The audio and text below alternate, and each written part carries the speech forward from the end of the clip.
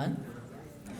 Welcome to the Saturday afternoon program of the In the Footsteps of Norman Maclean Festival. I do a little housekeeping first. There's restrooms through those two double doors at the end of the hallway, and if you take the elevator or the stairs down to the first floor, there's restrooms down there. I really want to thank our sponsors, our presenting sponsor, who gave a generous $20,000 grant, was the Montana Film Office, and they know what a difference Norman Maclean has made to tourism in the state, and they will be there in force tomorrow at the Wilma. Also, Citizens Alliance Bank and Sealy Lake, Humanities Montana, the Montana Cultural Trust, Montana Department of Commerce, the National Endowment for the Arts, Betty Orr, the Sealy Lake Community Foundation, our local wonderful foundation, and the Winston Rod Company. AAI is the sponsor of this event. I know our name is kind of hidden within all the other promotional material, but we're a 26-year-old arts organization in the Sealy, Swan, and Blackfoot Valleys. We have about 250 members, which is pretty substantial for our tiny communities. We're about half supporters of the arts and about half artists of all stripes. And one way we show off our artists' work is every second weekend in October. I don't know what it's going to be like the second weekend in October. Anybody want to make a guess? I think the smoke's going to be all gone. And the tamaracks are turning early, so they will definitely be in color because it's so dry. But every second weekend in October, we do what we call the Tour of the Arts. It's been around now for about 14 years, and it's a self-driving tour of numerous artist studios, artists displaying in museums and galleries. And it starts up in the top of Condon and goes all the way through Lincoln. And then we'll show Dennis Eich's new film, Charged, on Friday night in Lincoln and Saturday night in Missoula. So I invite you to take some of these brochures. They're around, and please join us up in the Sealy Swan. Besides the Tour of the Arts, just briefly, we also have a performing arts program run by Carol, who's back there taking tickets. We bring in 5 professional artist groups per year that perform in the community at a concert. They perform in the 4 schools that we service, and they do workshops in the schools. So we're bringing a lot of professional exposure of professional artists and musicians to our rural students. And this festival derives out of the Open Book Club. And Sarah, will you stand up? All of our authors probably know Sarah, but she's the founder and the co-founder of the festival, and responsible for the Open Book Club over 8 years, I guess. We've had 80 or 81 authors, and mostly at the Grizzly Claw Trading Company, and it's wonderful. We bring between 30 and 90 people to those readings. Speaking of the National Endowment for the Arts and our program this afternoon, I'm going to introduce Annick Smith. Annick and her work, Headwaters, when we became aware of this 1996 anthology, it is what we structured this whole festival around, and that's what this afternoon is about. When we Sarah discovered it,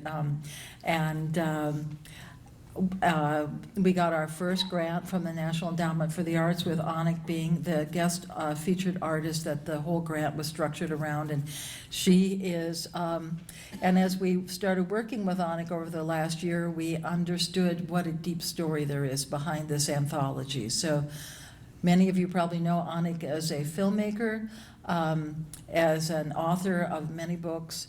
I'm making this introduction short, and I will welcome Annick Smith.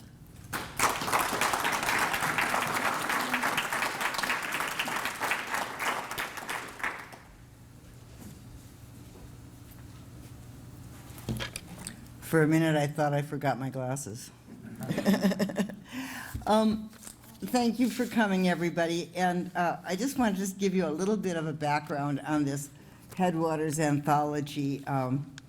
In 1996, there was a proposed cyanide heap leach gold mine that was going to be located very near the headwaters of the Big Blackfoot River. And there were a lot of us who joined together to try and fight it. There was a group called the Blackfoot Legacy, made of small landowners, Buick dealers, priests, all the, big ranchers, all kinds of people who gathered together to do everything we could to try and fight the development of that mine. And after that, I was thinking, well, what could I as a writer do to try and influence people's minds about how to think about rivers and what the value of a river was as opposed to the value of a gold mine. So that was the genesis of Headwaters. I started calling all my friends all over the state, many of whom are here. We couldn't get everyone who's in this book to read. There were 47 writers who responded and sent us pieces. Everything was for free. All of our time was for free. The design was for free. Russell Chatham gave us a cover and interior illustrations. And then we got a grant from a local foundation to publish it. We published 6,000 copies. And our idea was not to directly confront the idea of the mine, but to directly confront the connection people had and the value of starting with the Blackfoot, but expanded to other people's rivers as well, rivers and wildlands, the preservation of them in this state and in the world. So that was our purpose.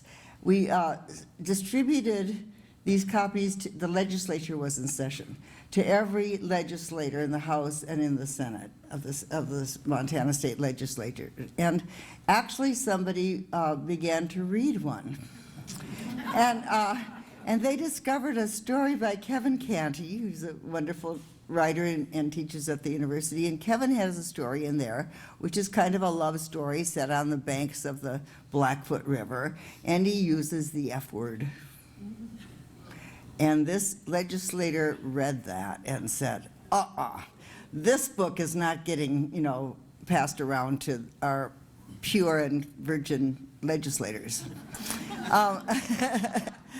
So they got the sergeant at arms, and he confiscated every book and locked them up.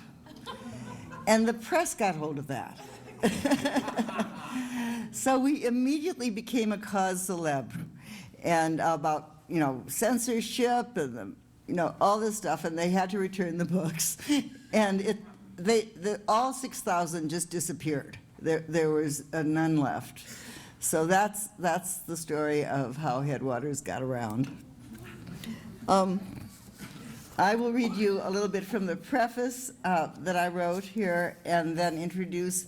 We have a panel of 4 wonderful writers, and I'll introduce each of them briefly, and then they'll come and speak. I won't introduce them as they come all at once. So I called, my preface is called The Words Beneath the Water. And following up on Dick Manning, I think, yes, the water was first, and then the words. I'm not going to start, it starts with the quote from Norman Maclean that everybody knows, so I don't need to read it. Under the rhetoric of politics, beyond the half-truths and outright fibs broadcast willy-nilly on radio and television, beneath the righteous propaganda drummed into our ears by groups seeking privilege, lie the actual values we live by, the truths of our lives. In the din surrounding any controversy where money or power or jobs are at risk, it is often difficult to understand what side to take or when our best interests are endangered. Then sometimes, if we are lucky, a few words will shine through the mists of confusion to remind us of what we really value, where we actually stand. More often than not, such words will take the form of stories, of memories told, of songs that stick in the ear. Stories connect us to the world. They are the glue that holds a family together, or a community, or a nation. The power of stories is what Norman Maclean knew, and Bud Guthrie, what Dorothy Johnson knew, and also the poet Richard Hugo. The book is dedicated to all those dead giants. To tell the compelling stories we live and die for in memorable words is the work of serious writers. It is their craft, their gift. Writers, however, do not have a monopoly on storytelling. Everyone has stories to tell one way or another, and in Montana, many of our most vivid and cherished personal tales are about experiences that happened in nature, on a river, along a mountain trail, out on a prairie, deep in the woods. Often they speak of encounters with animals, the fish story, the bear story, the elk that got away. These are the kinds of stories we tell our children because they help to explain who we are, or teach lessons about survival, or allow us to laugh at our mistakes. We are fortunate in Montana because this great varied stretch of mountains, valleys, forests, and plains permits us to live close to nature, to tell firsthand the basic primal stories which come from elemental experiences. We are special, different from most Americans, because we can still identify ourselves through connections to natural beauty and natural life. But the Montana we live in is changing, crowded up with newcomers and the commerce they bring, demands for more resources, more jobs, more development, more land. The great wild rivers filled with native trout and the old-growth forests thronging with game that our parents and grandparents took for granted are getting used up, polluted, or outright destroyed, or in flames. Many of us wonder what will be left for our children. The day may soon arrive when we will have to preface each tall tale with the sad words, "Once upon a time." This book brings Montana writers from all over the state together to tell their stories about the importance of pure rivers, wild woods, open prairies. Through these essays, stories, and poems, we hope to incite readers and listeners to think about their own stories and the values such stories express. We believe that the veins which connect our lives to clean water and wild lands are richer than any vein of fool's gold. They are our bloodlines, our history, and our identity. Who would we be without them? So that's what this is. So first I'm going to introduce Bill Kittredge, who I know very well. There was a time when I was chairing a big conference on Thoreau, and there was a panel, and it included people like Terry Tempest Williams, William Matheson, Jim Harrison. Peter Matheson. Where'd I get William from? Anyway, and Bill Kittredge. And I sat up there and I introduced everybody, and Bill was last. And then I said, and I didn't have notes. And I said, the last person on this panel is, and Bill was standing in the wings, and he said, my name is Bill. So anyway, now I've lost I lost it, Bill. I know, you gave it to me. Oh, well. Well, Bill Kittredge, here it is. Bill Kittredge was born in 1932, grew up on the MC Ranch in southeastern Oregon, went to the Iowa workshop and began teaching at the University of Montana in 1969.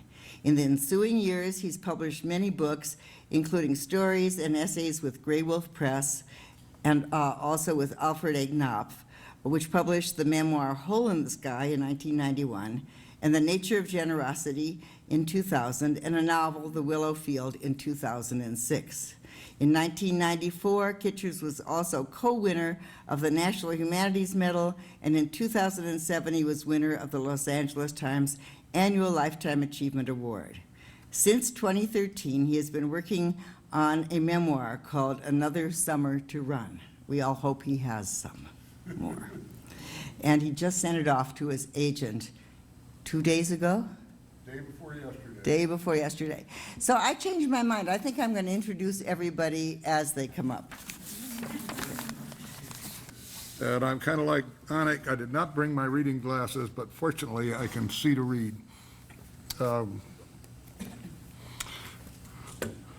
If I can prop that up somewhere. My first exposure to A River Runs Through It came in the year of its publication, 1976. And I got a phone call from Dorothy Johnson. I don't know if you all know who Dorothy Johnson was or not. She was a wonderful writer, one of the three major writers, as Onyx said, in Missoula at that time. Probably her most renowned thing is she wrote a short story, which was then made into a movie, The Killing of Liberty Valance, or what is it? Yeah, the man who shot Liberty. Man Who Shot Liberty Valance, yeah. See, I can't remember. But anyway, she said, Bill, and she was the book review editor for the Missoulian. And it's the middle of summer and it's hot, and she said, I've got this book that you might want to review. I'm going to send it to you if it's okay. She said, it's got a weird title. It's been about a cranky little old man who used to live here. And I said, well, okay. And she sent it to me. Well, at that point, you know, when I got it, I sat on my couch and I thought, okay, I ought to take a shot at this, and I did. It took me about 20 pages to realize that despite all of her discounting, this was a marvelous book. It was a stunner, you know. And I eventually wrote a review for it for the Missoulian, and that was my first, it was a long time before I ever actually saw the writer, but that was my first exposure to this, and it was an influential one. So I'm going to read you the little piece here that Anik published. Starts off with a quotation from Ernest Hemingway. He watched them holding themselves with their noses in the current, many trout in deep, fast-moving water, slightly distorted as he watched far down through the glassy convex surface of the pool, its surface pushing and swelling smooth against the resistance of the log-driven piles of the bridge. At the bottom of the pool were the big trout. Nick did not see them at first. Then he saw them at the bottom of the pool, big trout looking to hold themselves on gravel bottom in a varying mist of gravel and sand raised in spurts by the current. That's Ernest Hemingway, The Big Two-Hearted River. One of the great fishing watershed stories of all time, I think, published when Hemingway was 24 years old. Okay, having done Hemingway, I'll do myself. In 1952, a college boy, I sat over Hemingway in winter twilight in the Willamette Valley, gazing out to incessant rain, remembering the exact feel of casting to specific holes in little high desert creeks. I could see the precise look of boulders and green water holding on itself and trout flashing down there, and I was able to love myself in the way I had grown up. I read The Big Two-Hearted River and forgot the reading. Light fell through willow leaves in the eye of my mind, and I heard a faint electric silence. I saw reflections off the surface of the stream and lights refracted in the moving depths. Afternoons spent watching into fishing water resonated with significance. The trickiness Nick Adams ran across while he endured the sad processes of initiation into an American manhood was something I surely knew about. Everything beyond afternoons on the fishing stream, as Scott Fitzgerald said of football, was slightly anticlimactic and sad. I was pretty sure of that as I watched the afternoon rain misting into the Willamette Valley, but I was young and I knew I didn't know much. I would outgrow common despair, I knew I would. Hemingway was reassuring. Wildness was electric with trout in the swirl. One of the first successes of my life, as I understand it in this hindsight, came on an evening in early childhood when my father took my brother and cousins and me on a fishing trip to the high country in the Warner Mountains. If I can turn the page. Warner Mountain Range on Bidwell Mountain at the edge of the sage and lava rock expanses of the Great Basin along the southern Oregon border. We camped beside a little branch of Deep Creek which had cut a twisty channel through the roots of an aspen grove then ran its way out of the sod-banked set of turns through high summer grazing meadows of a place we call Big Valley. I think I recall wild lilies in blossom. My timing, what we call luck, was dead perfect that evening. I caught more fish than even my father, who responded by pouring bourbon into his coffee at sunup and laughing as he cooked up those trout for our breakfast. I went home sure that one absolute way to make myself happy involved a run of fishing water. Days like that drove me to consider trout as they flashed in the fluttering light on heavy gravel in some silvery stream to be enormously valuable in a sort of double-bind way. Beautiful, difficult to catch, and to be killed, the entire streamside enactment was unfathomably important. The killing, which should be so resonant but never is in fishing literature, the audible cracking of the spine over the thumb, was nothing but an occasion for a flinch of regret, which I learned to pretend while watching adults. The death of a fish doesn't seem to have mattered much to me. As much as anything on earth, for a few seasons afterward, I loved casting a fly to water where there might be a trout, and the rise, the miss, the hit, and the setting of the hook, and more than anything else, the truly sporting part as I saw it, playing those brilliant fish down through the riffles into long pools and letting them run. I was always surprised by their strength as the bamboo rod flexed and brought them back. Then the cooking up in a cast iron pan with spuds and onions and bare-fingered eating. I loved every part of it, and if it was there to do, every summer evening if you were so moved. An important element in my sense of well-being had to do with victory over the fish and even my father. But more important was the healing I felt while engaged in a killing sport, back to what I can only describe as a feeling that the intricacies of flowing water as it moved around and over the black basalt boulders was where I lived, really. Not that I thought I was a fish. I thought the world around moved like water, quick and slow, rippling with light over and around. As I age, it's starting to seem that way again, which is a serious consolation for the approach of death. By the time I was 34, I was going literally crazy with anxiety in the deep sagebrush and rimrock outback of southeastern Oregon, frantic and unable to catch my breath or even think I could think. Alone on Deep Creek, I would calm down to rediscover the remnants of mind I had as I studied the wash of creek water and tried to fathom some way of drifting a red and white renegade just past the attention of a nervous rainbow. Inside the rituals of knot tying and fly casting, I was learning to relocate myself. Then I began to watch the fish at their feeding in the hatch of insects in the golden twilight and find just that to be solace enough for what I took to be my craziness.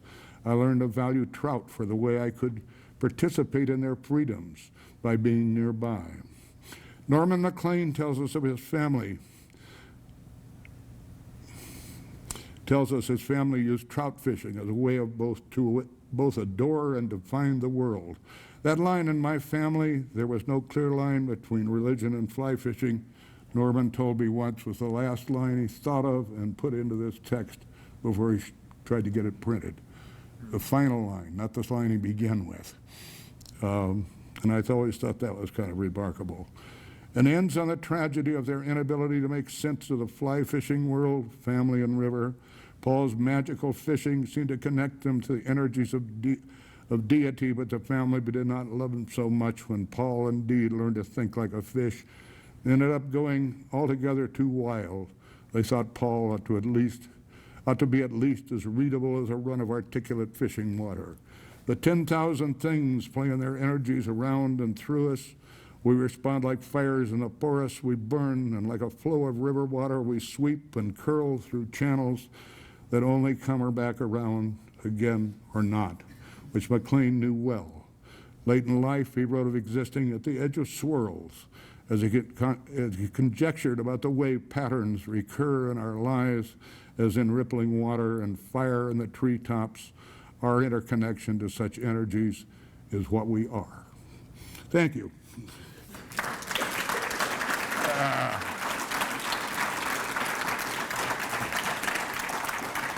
Sorry I couldn't read better, but there it is. Thank you, Bill. That was great. It really was wonderful to hear those words again.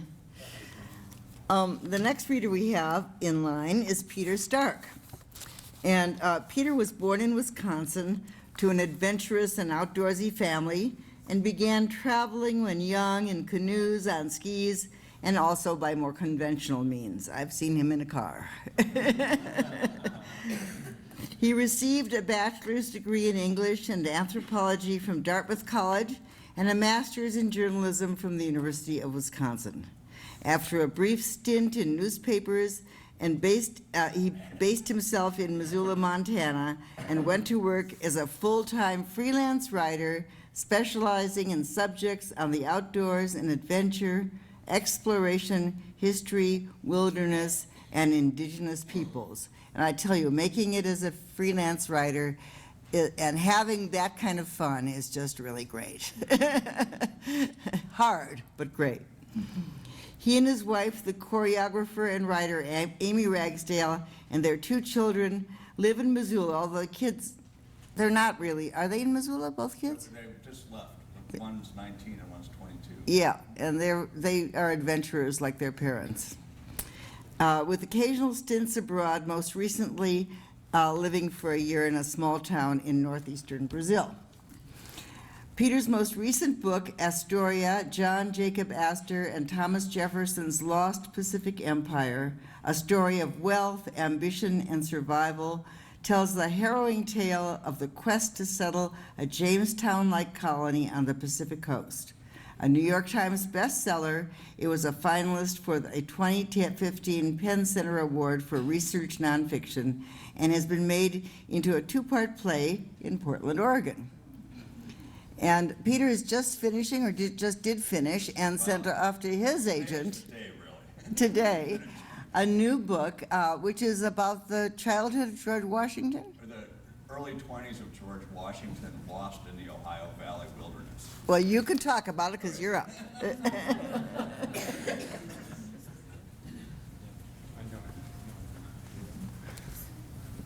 Well, thanks, Anna, and Jenny and Sarah and all you who put this festival together. It's such an impressive organization, and it celebrates such a great thing that all the people have worked together to honor and preserve the Blackfoot River and Norman Maclean. I was thinking that the piece I have in Headwaters anthology is so short that I was offering last night to give Anna back like 4 of my 10 minutes, but she wouldn't take them.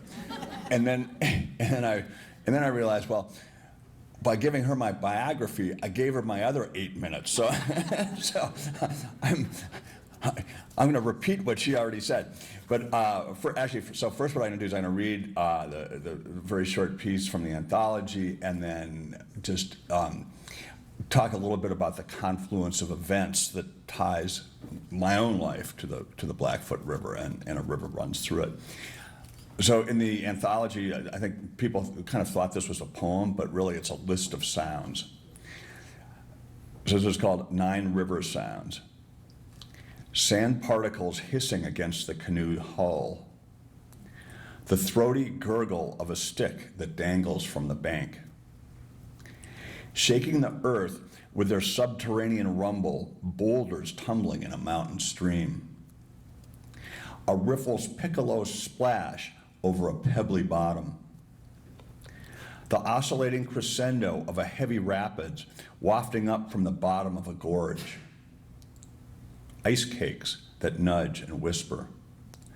The head-throbbing pound of a waterfall plunging into a pool. The underwater fizz of its foam in your ears. The plunk of an earth clod that tumbles from an undercut bank. The purl and drip of my father's and grandfather's paddles while I nap on duffel bags in the center of the canoe. So, as I already gave away, that in the biography, I grew up in Wisconsin, and in an adventurous family, as Annik was saying. And my grandfather loved to canoe, and he had gone to the University of Wisconsin in the early 1900s, and he loved to canoe the Wisconsin River. So that was a family tradition that went on for many decades. And my family was involved in the candy business. We had a candy factory, and my father and grandfather both worked at the candy factory. And what they would do is they would wait for a good Indian summer day in September or October, and they just like literally walk out of the office and go for a 2 or 3 day canoe trip on the Wisconsin River. And the first time they did that, I was 4 years old, and they took me along. So that's how I got to arrive in the duffel bags in the center of the canoe, which I have all those sensory experiences of the smell of the canvas and the warmth, and I have the fizz of root beer is what I have the fizz of from those days. And then I have very visceral memories of being in first and second grade, and my teacher coming to whisper in my ear that your father's coming to pick you up soon, right after lunch, and seeing this car pull up with a canoe on it, and off I went. and so I associate wonderful things with rivers and canoes. And my grandfather was also very interested in science and geology, and he would explain the geology of the Wisconsin River and how the glaciers shaped the landscape and how the river flowed.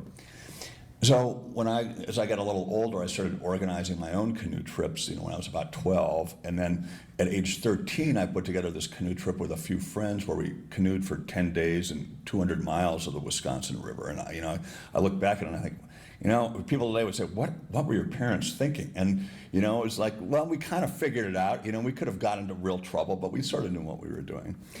And then I went off to college at Dartmouth in the early 70s.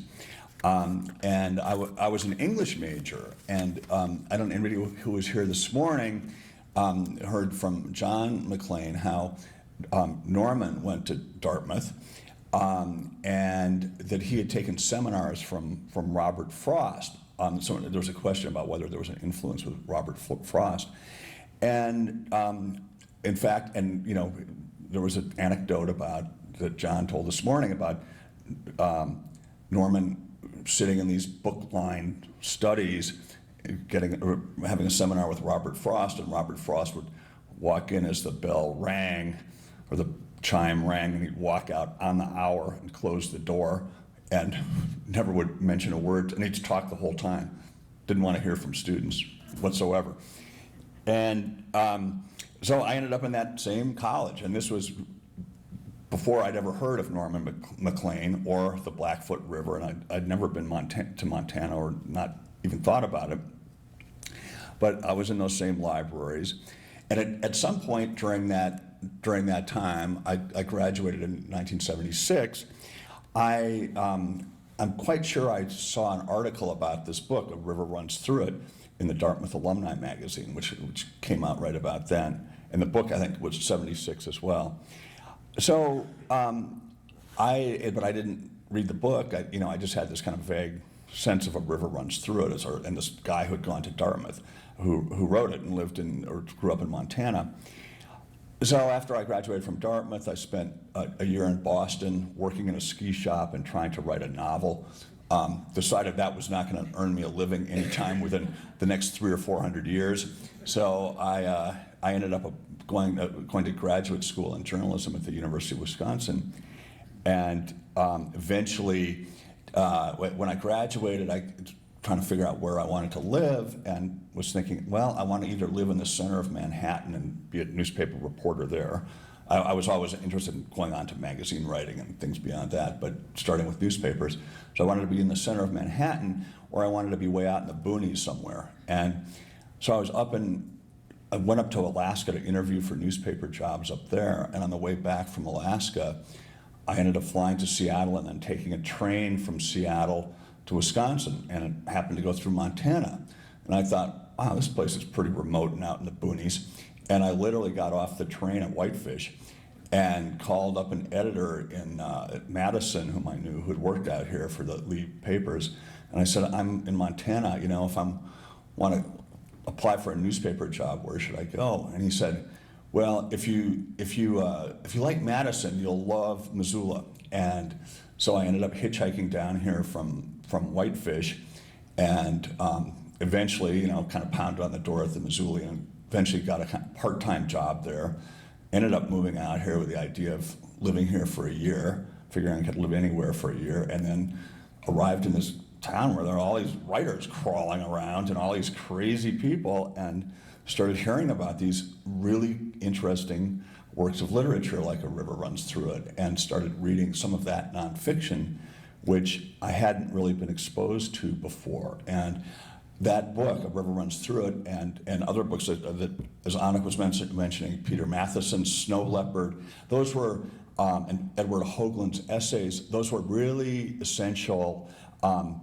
pivot points in my life to realize that one could write about nonfiction subjects with a deeper emotional underlayment, whereas they were very, in those days, I mean, I don't think the term creative nonfiction had been coined at that point, and there were no, Alan's shaking his head, and there were no English programs that had anything remotely like that. So that was sort of what led the way into that whole world for me. These guys and women, there were women writing in that vein too, but it was kind of breaking new ground at that point. So that's what finally launched me off to wherever it is I've ended up. So that's my story basically, and it was that book and that river that instead of staying here for 1 year, I've ended up staying here for 35 years and am still here. So thank you all for that.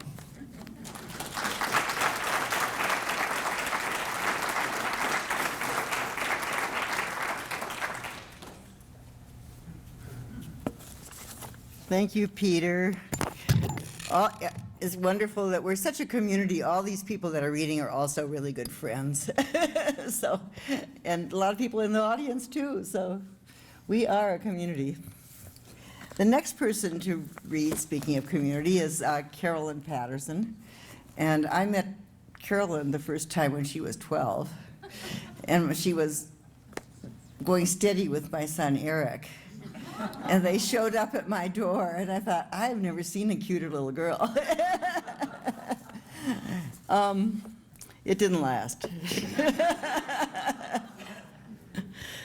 So Carolyn is an author and the editor and the executive director of the Missoula Writing Collaborative, which I hope many of you know about. It's a organization that puts teachers into schools to teach literary competence, critical thinking, and cultural awareness in Montana schools, largely in Montana rural schools, and on the reservation too, right?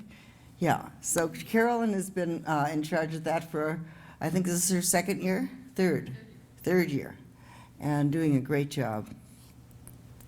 She was an editor and author of the Montana Woman Writers Anthology, A Geography of the Heart, and 2 children's books on the natural world, and lots of short stories in journals, including Alaska Quarterly Review, Outside, and Southwest Review.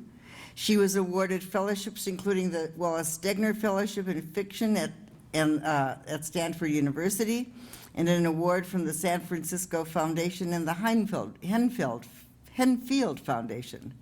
Her new story collection, Ballet at Moose Lodge, was published this year, and I highly recommend it to you all. It's a wonderful, wonderful book. She has another story out called Constellation, which is upcoming in Montana Noir, a new anthology, and Small Town Girl, which will be included in the Bright Bones anthology. So without any further ado, here's Carolyn.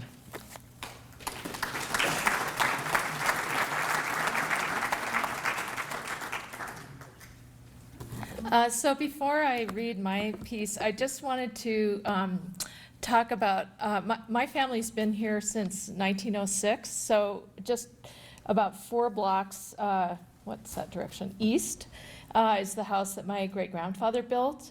And you know, this town wasn't very big then, so it's highly likely that my great-grandfather and the Macleans knew one another. But when I read River Runs Through It, and I heard about the Paul Bunyan fly, I thought, boy, that rings a bell. And I remembered seeing this Paul Bunyan fly in my great uncle's things. So I kind of searched around, and not only was there a Paul Bunyan fly, but this is a Paul Bunyan net and a Paul Bunyan creel, and then a Paul Bunyan fly rod. So just FYI. But, you know, in the long line of like strange Missoula characters, Paul Bunyan not only made fly rods, but he, to get around Missoula, he went around Missoula on a pogo stick. And it supposedly like even went down the river on a pogo stick. Anyway, the other little piece of Maclean memorabilia. I worked on this book, Border to Border. It's a book about historic Montana quilts. And one of the things that actually took place in this church was the church was having a rummage sale, and they were cleaning out their basement. And this is in about 1982. And as they were cleaning out their basement, I was editing the book, and they noticed they were about to sell off this, it was something called the Star Signature Quilt. There are these beautiful quilts, you know, with stars, and then all the members of the church sign the different stars. And just as they were about to sell this quilt, some really sharp-eyed woman who worked at the church noted that there were these quilts signed by a member of the Toole family and a member of the Maclean family, and went, "Oh, we can't sell that." And the quilt was actually made in the church, but all the different members of the church, including the Maclean, the women of the Maclean family, had signed this quilt. So now, fortunately, it's in Helena in safe hands. So those are a couple little pieces of information. Anyway. But the Blackfoot for me, you know, I think my big connection to the Maclean family was not only that wonderful book, but the river itself. And you know, I've been traveling up and down that river, both on the river and heading up to the Sealy Swan, where my family got a cabin in 1953 when the Forest Service opened up leases, and you had to go and just stand on the land where you wanted the lease. And my father had the option of going to Holland Lake, and when he went up on the day where you had to stand on the land for your lease, he went up to Holland Lake, and he realized there were a lot of people there, and he wasn't going to get a very good spot, so he went to this little lake called Pierce Lake. And thank God he did, because not only did it get a really great spot, but they've never allowed motorboats on that lake. So, you know, the lake has fantastic, you know, loons and great blue herons and cranes and so on. It's very, very quiet. And there's only about 10 cabins on that lake, so we've been very fortunate. Anyway, this is my little piece called Songlines of Montana. I wish Jack Gladstone was here to lower this.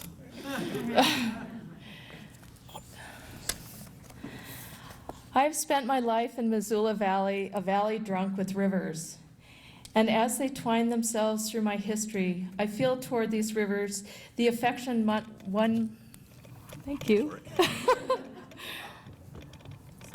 Is that better? Yeah, I'll start again. I've spent my life in the Missoula Valley, a valley drunk with rivers. And as they twine themselves through my history, I feel toward these rivers the affection one might reserve for an odd assortment of aunts and uncles. The Bitterroot is gentle, reminiscent of the Salish teepees and Bitterroot digging expeditions. The Clark Fork, broad, gray, and industrial as it bears its load of heavy metals from Butte to Idaho's Lake Pend Oreille. But the Blackfoot is the renegade aunt you always cherished, wild, gorged with snowmelt as it tumbles 132 miles from its headwaters at Anaconda Creek. The Blackfoot is a deep green, the color of the soul. When I conjure up the Blackfoot, I think of trips north from Missoula to our family cabin in the Sealy Swan, the engine of our VW bus buzzing as we veer toward the hairpin turn at Rainbow Bend. I think of walking in knee-deep snow along the frozen river at Johnsrud Park, looking for a Christmas tree as the blue-green ice catches the milky sunlight. I think of the night my family was driving to our cabin and a car swerved into our lane and rushed toward us. My mother wrenched the wheel and our car skidded into the breakdown zone just as the other car careened by, its headlights flashing across our stricken faces. In the darkness afterward, I sat beside my brother, listening to my mother pant with fear. Most of all, when I think of the Blackfoot River, I think of the summer of 1980. Months earlier, I had returned home after a long, drawn-out breakup with a man in Alaska, and I was exhausted, brokenhearted, and numb. By summer, I had had it. I was sick of cold, tired of sadness. Fast and loose was what I wanted. I smoked, drank, had 4 boyfriends and 3 waitressing jobs, and I spent a lot of time by the Blackfoot River. On one sun-soaked, beery raft trip, I floated from Johnsrud Park to Milltown Dam with the dark-eyed Italian boyfriend who was not too smart but plenty of fun. We were sprawled across the raft, trailing our hands and feet in the water as shadows of trout flickered across the river bottom, when something large and rectangular appeared in the water beneath us. It was an upside-down Carmen Ghia, with its black wheels still turned toward the road.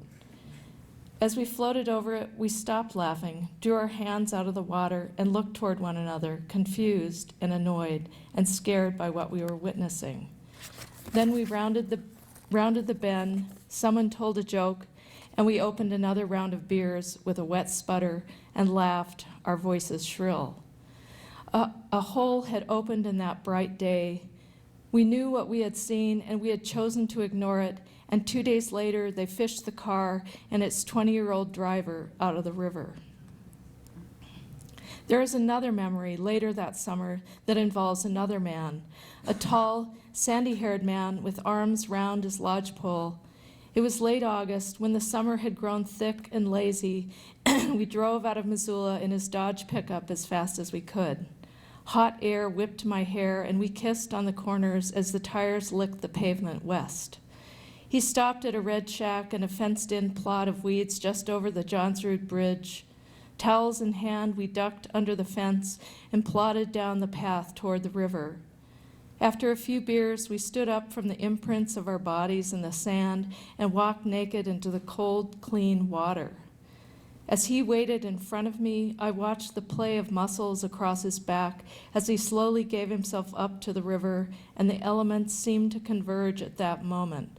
The sun, the lapping water, the salt taste of his skin, the gray pebbled beach fringed with bearded lodgepole, and I realized with a calm certainty that I would spend my life with him. Then I dove into the water, gasped, and swam arm over arm toward the red cliffs across the river. The Australian Aborigines trace song lines around their country, journeys with special songs for powerful places.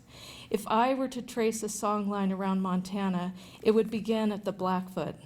My voice would start low as I sang about trout and rocks and pools shaded by lodgepole, then deepen to a keen as I told of drownings and chunks of ice sweeping houses west, and the afternoon I saw trouble and floated away. But when I come to the day something shimmered up from the surface of the water and into my heart, I would feel myself with breath and sing a song high and clear and green as water. Thank you.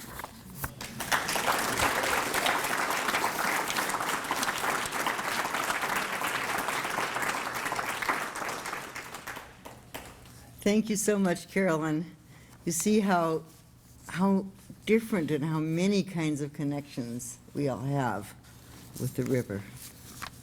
Our next and last speaker in this section, because after this, we're going to all sit down and we can do Q&As for a few minutes, and then we're going to have a break, and then we're going to have a second part of this Headwaters afternoon. But our next reader is Pete Fromm. Pete has a record-setting 5-time winner of the Pacific Northwest Booksellers Literary Award for his novels. Yay.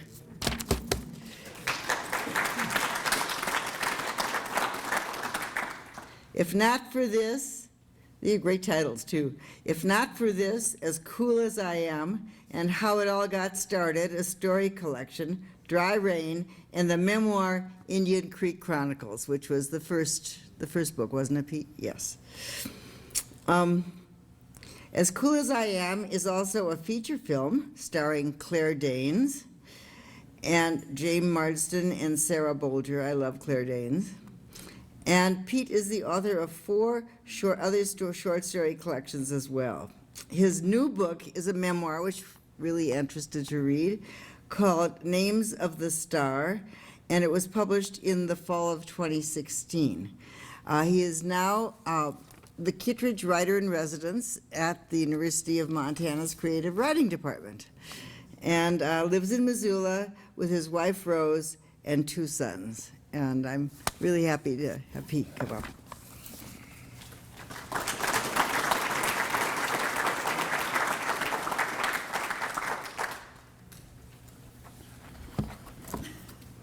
Peter?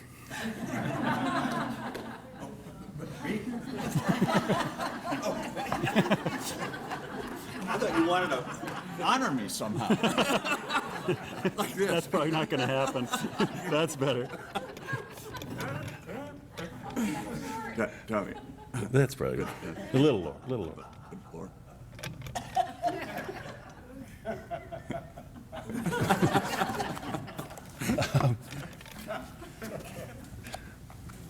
Something that really bugs me when writers get up to do this and they say,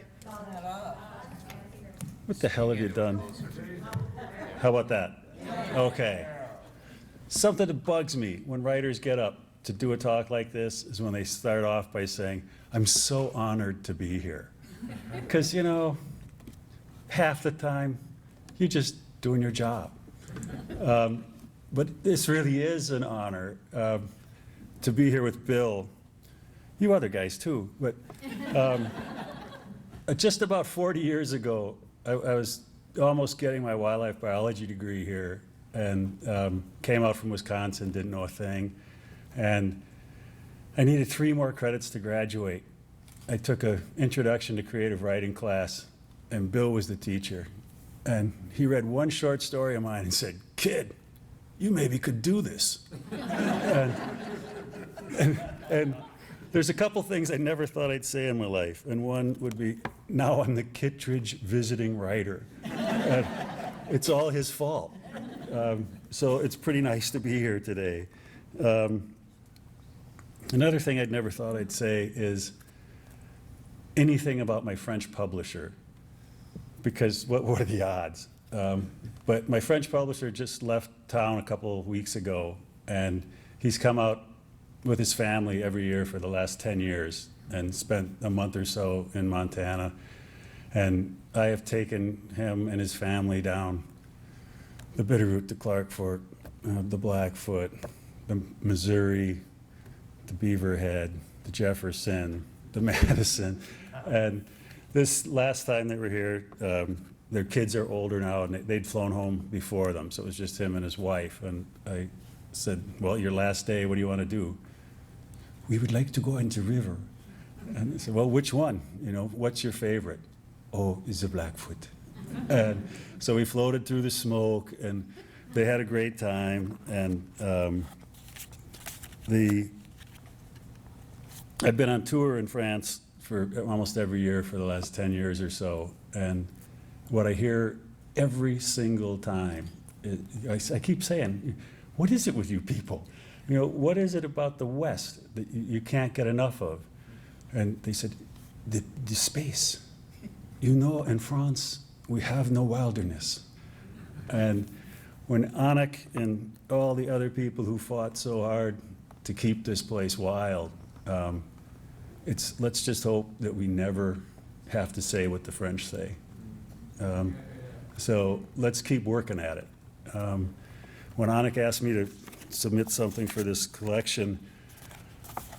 Well, I got one story I just wrote. I'd been fishing on the Blackfoot with my wife. We'd floated down. We were kind of in the boulder section above the clear water. And if any of you see me fish, you know what I'm really pretty good at is getting flies out of bushes. And so we pulled over because I'd gotten stuck, and I kind of Spider-Maned up this huge boulder and grabbed the bush at the top and was reaching to get the fly, and the bush broke. And so I just sailed over backwards down into the boulders in the river, and from Rose's view, she was sitting in the raft, she just saw me disappear into the rocks, and then my sunglasses go flying off. So she thought I was dead, but I wasn't. And I got back to the raft, and she said, I was already thinking, how the hell am I gonna row this boat out of here? And so that's the kind of concern I'm used to. But she said, for a fly, what was it, 50 cents, $1? And she just doesn't understand. And so I started thinking about a couple like that later in life. So I wrote this story. That's there's an excerpt of it here. It's about 24 or 5 years old, I guess. And it's the wife who's narrating the story. My husband, is this good? Yeah. My husband, Royal, dreamt of the trip for years, fishing the Blackfoot, the river they made the movie about, the one from Norman's book. Saint Norman, I call him, if I ever need to get Royal's goat. For years, he could work himself into a funk just by saying, she's dead. Who's dead? I'd ask at first. The Blackfoot. They've killed her. A river runs through it, but they've killed the river. Unbelievable. He sent the whole house into mourning after finding out they hadn't even filmed the movie on the Rio River. He sat in the dark and moped, and he'd just been coming out of it after Norman himself had died. Then he won this trip from a raffle at his rod club. He acted like it was the lottery. He acted like a 6-year-old at Christmas. First thing I asked was, who'd want to go fish on a dead river? Just so he won't get his hopes up. To myself, I think, no wonder they gave the trip away. But Royal wouldn't hear any of that. He had a whole new attitude now. After coming home from the rod club, he holed up in his office with a glass of scotch and the book. I swear when I came down to get him to come to bed, he had tears in his eyes. I can't believe I'm going to his river, he murmured as I headed up the stairs. I heard him capitalizing Norman's pronoun again, but let it slide. I didn't know what a Saint crack would do to him right then. Nothing could have surprised me more than Royal asking if I wanted to go with him. I started to laugh, but saw that somehow Royal had gotten spooked, that he was scared now, scared the river really could be dead, that he was setting himself up for the fall of his life. I said, sure, I'll go. It'll be like floating in holy water. He gave one of his long-suffering looks, but I could see through to his relief. Royal had his heart so set on this being the experience of his life, I started to pull for him, too. But when we arrived in Missoula, the weather was bleak, and at the fly shop they said the river was high and muddy. Runoff? Royal asked, and I almost interrupted, thinking he was accusing them of some scheme to chase him away. But the guys behind the counter just nodded and shrugged. A little late this year, one said. Been a cold spring. But you're lucky you're early, the other chipped in. Come summer, you can just about walk the river from boat to boat. Right, I said to myself, again thinking, no wonder they gave this trip away. Royal forged ahead, though, buying the flies they recommended. These are streamers, he corrected when I asked him if he didn't already have enough flies. We don't use them often at home. I don't often use any of this, I said, and I caught Royal rolling his eyes at the guys behind the counter. They smiled back, and I thought, good enough. If that's what I'm here for, I can handle that. The guide got us all set up, and though the clouds wouldn't lift above the mountains, we drove out of town for a quick evening float. Get a taste of it, the guide said. Something to get you worked up about tomorrow. If he gets any more worked up, he'll explode, I said. And even Royal laughed. He sat up front with the guide. The guide was younger than us, 40, I'd say, maybe mid-40s. He said he'd been fishing here all his life, that he grew up on the Blackfoot. I winced when Royal asked if he knew Mr. Maclean. St. Norman, I clarified. The guide smiled and Royal glared. I was proud of the guide for dredging up that smile so quick, from who knows where. Sure, the guide said. We all knew him. He wasn't around much, though, when I was alive. He lived in Chicago. Royal knew that, of course. I don't know why he asked. He didn't like being reminded that Norman had left the holy ground to spend his life in a place like Chicago. Then the guide went on to explain how the fishing used to be on the river. They'd catch sackloads of big fish, 4, 5, 8-pounders, routine. Royal didn't say anything, and the guide added, that was before anybody had heard of catch and release. Royal was staring at the dash, his jaw muscle twitching. I said, of course it was, before Royal could blame this one person for killing his whole river. Timber's what did it mostly, the guide said, as if he could read Royal's thoughts. And the mines, clear-cut, erosion, silting. She's had a hard run. Oh, God, I thought. Another one calling some river she. But Royal nodded like somebody at church wearing a string of rosary beads, the old litany. There's still fish here. Don't worry about that. Just isn't quite the same as back in Norm's day. But what is? It was drizzling by the time the guide slid his raft off the trailer. And when he had everything set, he stood back and stared at the water. She's a little clearer than yesterday, he said. We should do all right. Might want to try something dark. He held out a big, hairy fly to Royal. I bought some this morning, Royal said. Great, the guide answered. Let's do it then. And in a moment, we were on the water. Royal was so choked up, minutes passed before he remembered he had a rod in his hand. He botched his first casts and then caught the bottom right away, breaking off his brand new fly. I nearly prayed myself then, hoping he'd catch a fish and that this trip could be everything he hoped.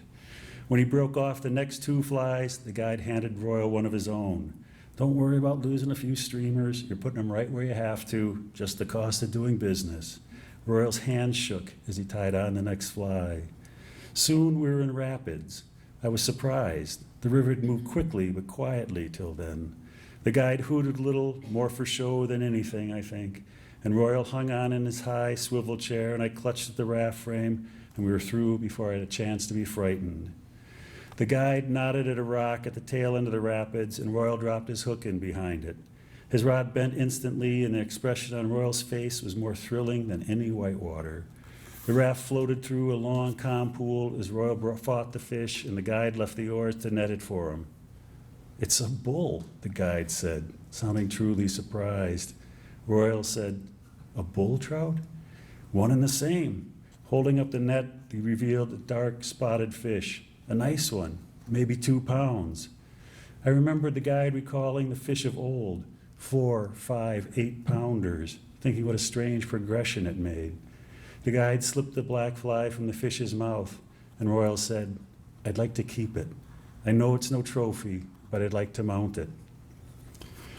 We can take all the pictures you want, the guide said, sounding apologetic, the way he'd sounded describing the river, but you can't keep them.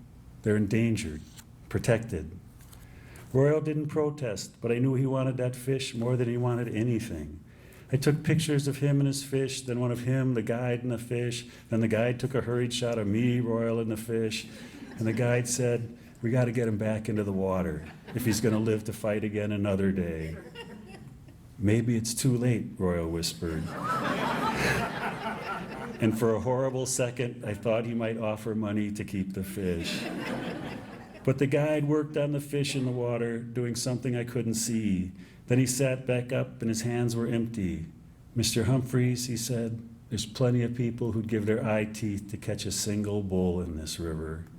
But Royal, I could see, didn't give a hoot for any of those other people.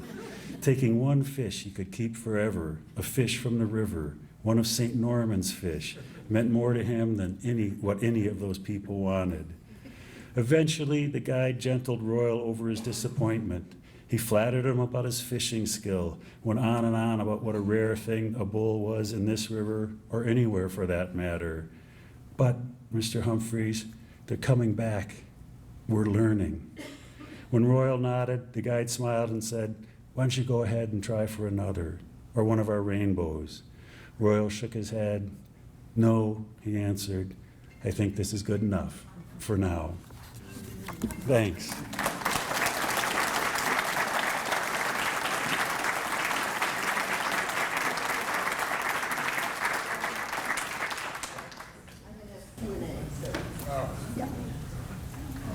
So we have time for a few questions.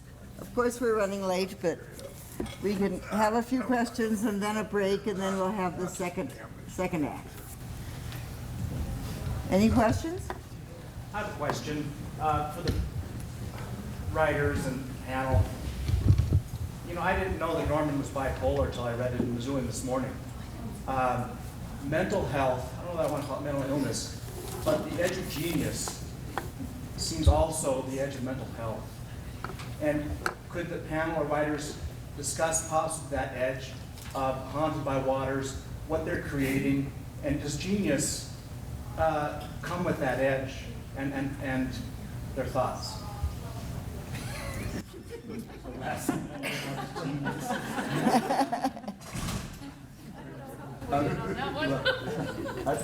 Did people hear the question? Yeah, okay, the question is, and this is news to me, that somehow someone has diagnosed Norman Maclean as being bipolar. I mean, we certainly knew he had his moods, we who knew him, but I never heard a clinical description of that. Anyway, the question is that a lot of people who are quite brilliant geniuses, I think the man said, live on the edge. And is this something that you need to do to be a good writer? Is that right?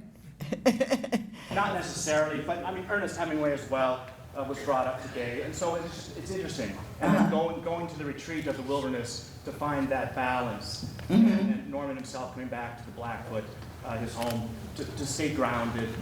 Just thoughts. Okay. I can speak to that a little bit.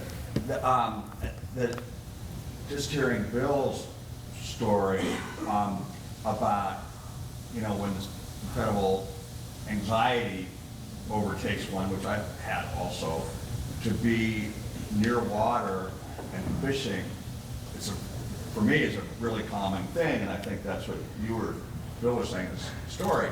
And that whole river runs through it. It's so centered around that that very principle of seeking tranquility and order and explanation.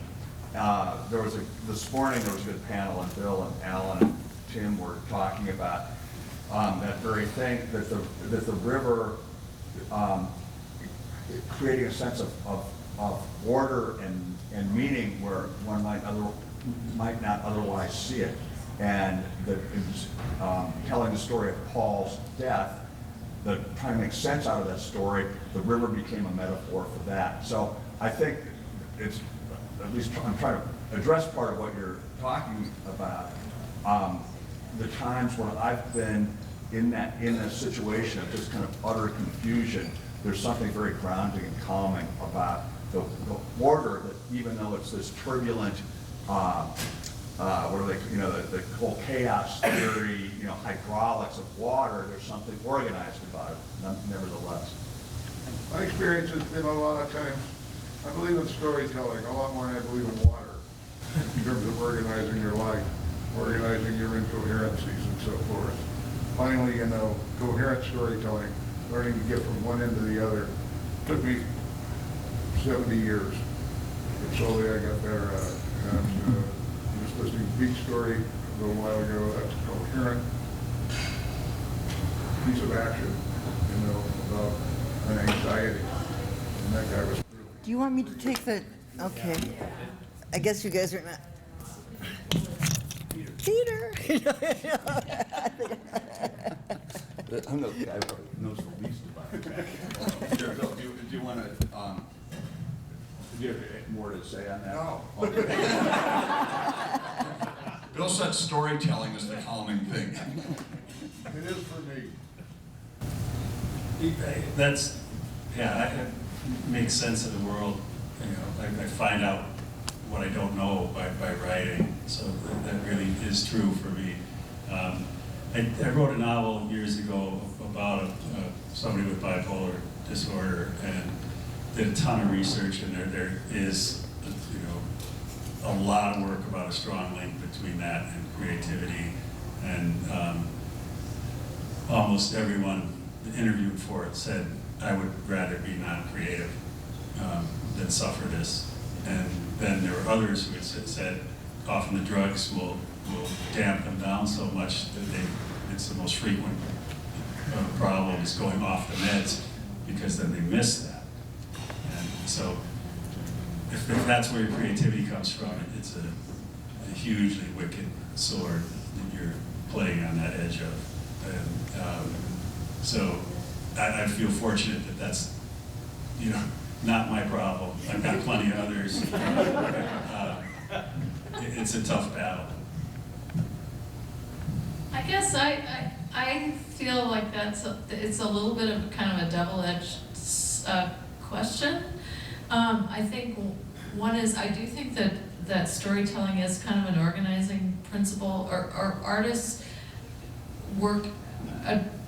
experience a lot of the chaos I think a lot of people feel, and maybe use their own writing process to give some sort of structure to that chaos that a lot of us feel, whether or not it's bipolar or any kind of mental illness. But on the other part of that question, do you have to be mentally ill to create? I don't think so. I don't think that's what I'm being kind of facetious, but I do think that artists are always trying to kind of find a way to articulate structure and out of chaos, and I think that's maybe a little bit of what we're talking about here. There's another question over here. Maybe just to avert what I think is a point of confusion here with that Maclean article. I think I was the person who was quoted there, and actually what I was referring to was Norman Maclean himself used bipolarity as a metaphor for being torn between the worlds of Chicago and Montana, and knowing that he was going to live his life that way. So thank you. Yeah, I was surprised to hear that. I think Norman would be really pissed. Did everybody hear that? That there was some confusion. That it was, in the paper, it sounded like Norman was diagnosed as being bipolar, whereas in fact that Norman was talking about being bipolarly pulled between Chicago and Montana. Bi-regional. Bi-regional, yeah. Another good reason to leave. I think I once interviewed Norman in a piece that was published in Tri-Quarterly, a Chicago issue, and it was probably 15, 20 pages of Norman talking about why and how he loves Chicago. You can love both. I like to know Chicago woman. I know Chicago, and I love Chicago, and the Blackfoot. Okay, anybody else? Yes. It's a general question for all four. Caroline just mentioned the writing process, and I'm not a writer. But could each of you speak just generally to your own specific writing process? I'm going to turn it over to the dean here. I'll come to. I couldn't understand it. And the question is, can each of you speak to each of the writers up here, speak to your own writing process? Get up every morning and turn on the computer. You know, and one of the things I know is that over the years I've had some really good teachers, generally editors, you know. And Dick Hugo was probably the first one I ran into up here, a great teacher. Actually, Richard Yates at Iowa.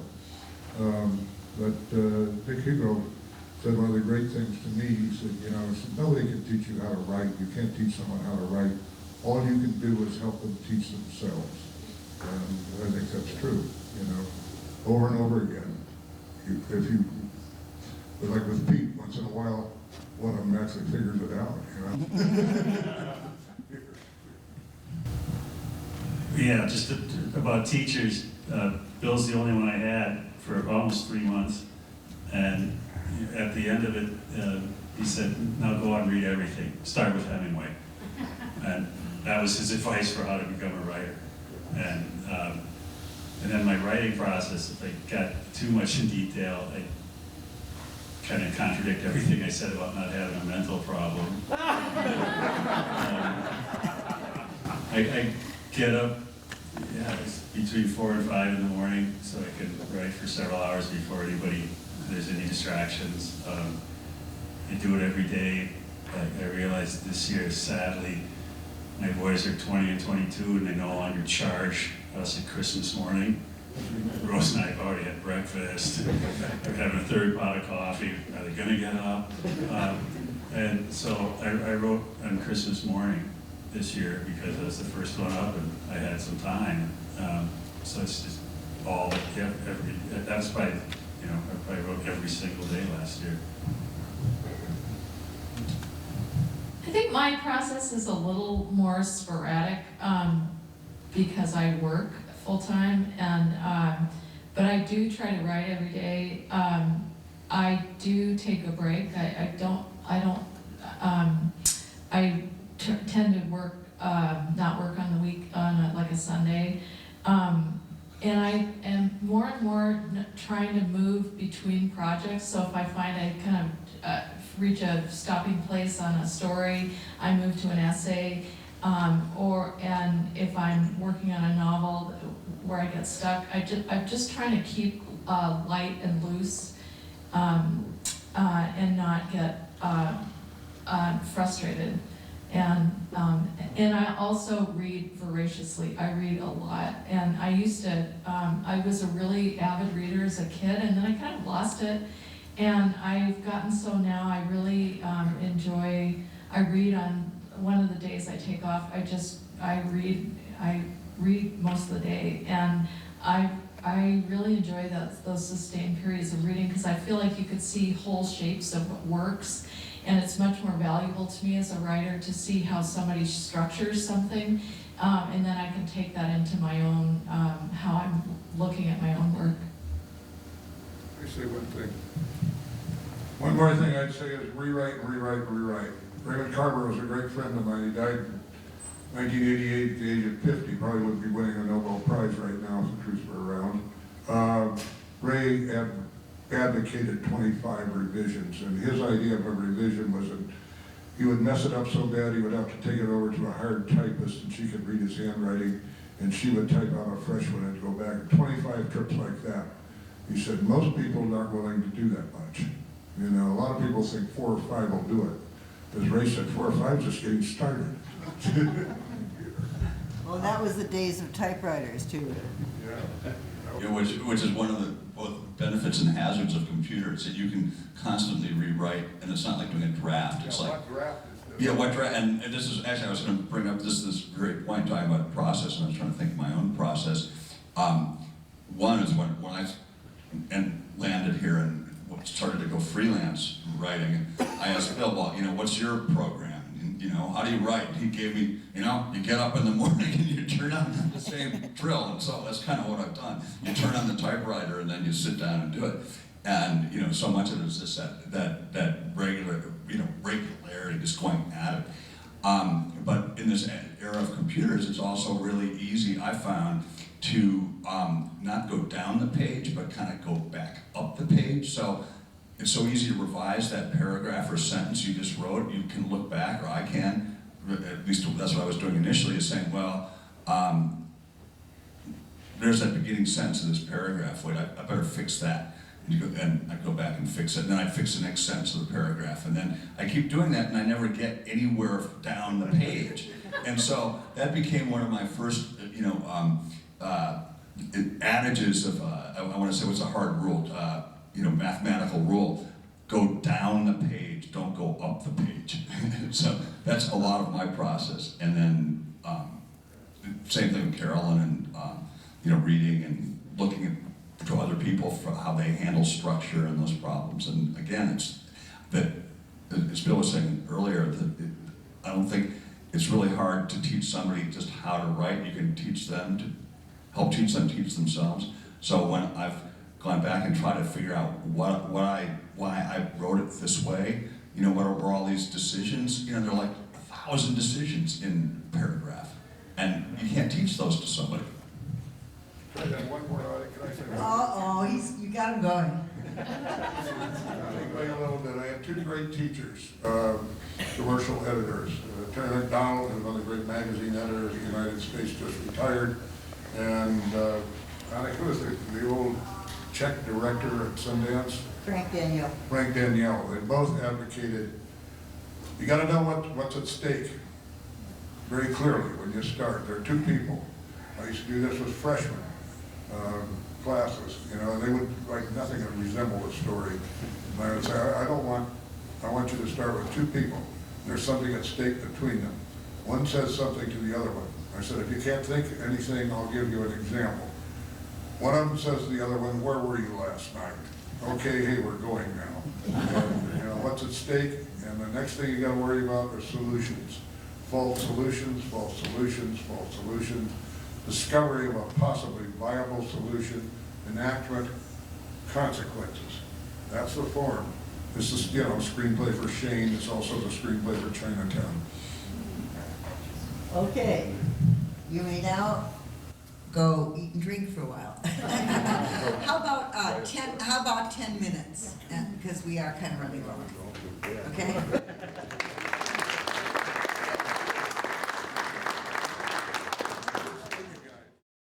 Oh, he's here. Okay. You. I was going to say we're going to skip Dick Manning, but no, we won't. So we have 3 more wonderful writers. We're running a little late, but who cares? We just go until the wine tasting. I'm going to introduce, first of all, Fred Hafley, and then he'll be followed by Dee, and then by Richard Manning, Dick Manning. So I think I'll introduce each one as they come up. So Fred Hafley, he's the gorgeous hunk that was in the Blackfoot with Carolyn.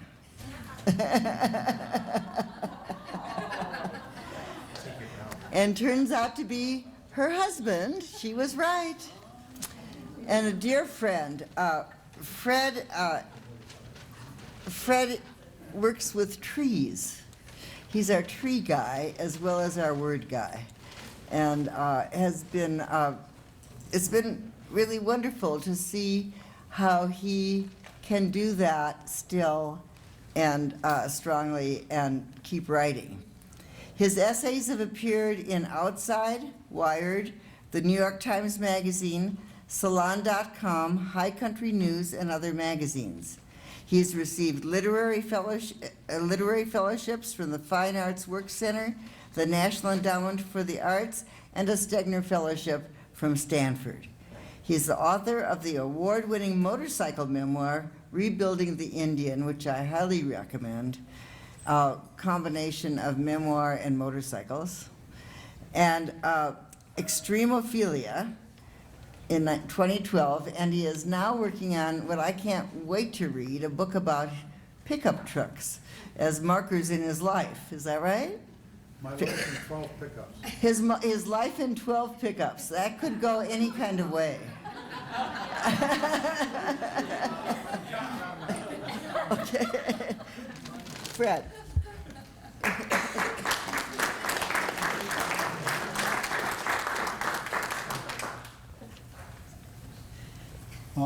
Thanks everyone for braving the smoke, coming out, and this celebration of Jack Gladstone called them underwater people. Put the mic up. So Fred, you have to talk into that mic. and it has to be tall for you. Peter?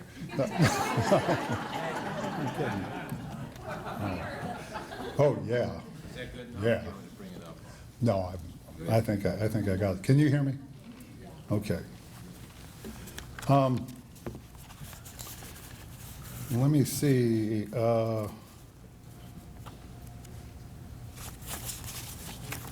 was going to say something else, but this whole audio situation distracted me here. But here I am. And thanks for coming out, and it's great to be here in this distinguished company. And, you know, the name of this piece is Blackfoot Days, and a couple things you probably need to know. One is that, and this is full disclosure, okay, there's not a trout in this story, okay? No fish, okay? I don't know how that happened and how you invited me here, but there's no fish in this story, but there is a Blackfoot River. And the second thing is, this is a short story written, a short piece written in second person, and it's the only such piece I ever attempted. And don't much like that voice, but on the other hand, it's only 3 pages, so you can handle it. If I can handle it, you can handle it. You drive through Milltown and past Harold's Club, roll on past Stimson Lumber with its pitiful-looking decks of peckerpole pine, and past the FWP game check turnout, and past the pair of rough-looking hunters' cabins, their deer gambols swinging empty beneath a cloudless summer sky, and you're into that first big sweeper that winds left along the river. You sweep left, sweep right again, follow the river till you get to mile 5. 100 yards past the mile marker and just over the bridge by the splintered up fruit stand and the trodden down fencing, you are confronted with a series of admonishments. No parking, no trespassing, no public access.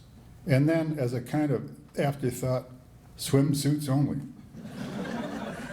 There's something about this place, its odd combination of warning and accommodation, that will keep you coming back again and again.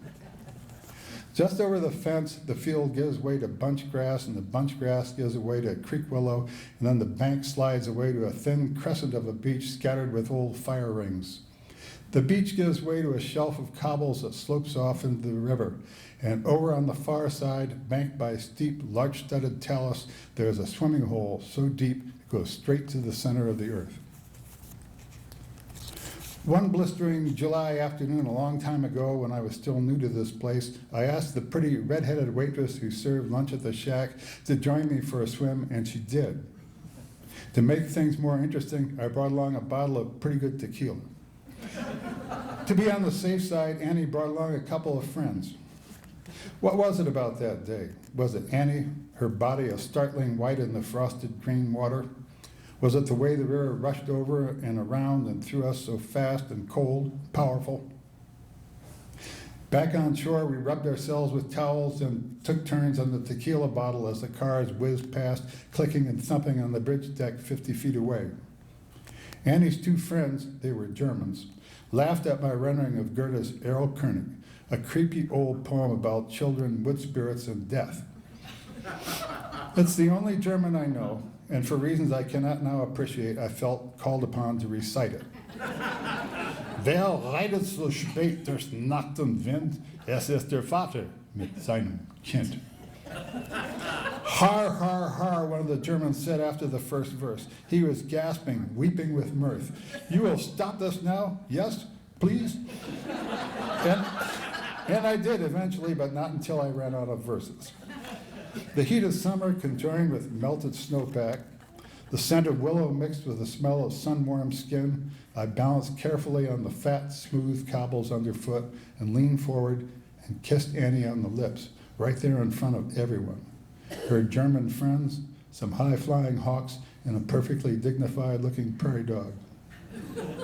Then something happened, and the afternoon grew huge, round, silent. We returned to town that evening, Annie and I and her 2 friends, and we made our goodnights and got caught up in our respective lives and never spent another hour together. Sometime later, I mentioned the swimming hole at the Blackfoot to my friend Gary Cook. Gary worked for the sheriff's department. He was incredulous. You swim in the Blackfoot? Jesus, that's the most treacherous river in the state. There's currents in that river. Nobody knows where they go. And they'll get you down. They'll hold you under. There's cars and bodies and all up and down that river and dozens of guys we've never ever found. You swim in the Blackfoot? Man, you're out of your freaking mind. Well, sure, I thought, it probably is a dangerous spot, but then lots of people swim there.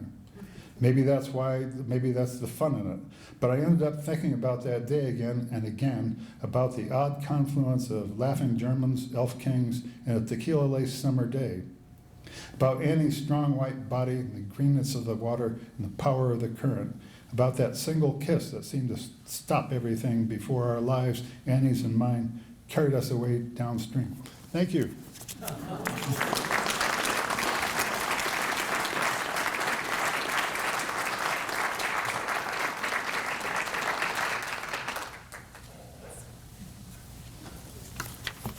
You two sexy Carolyn and Freds.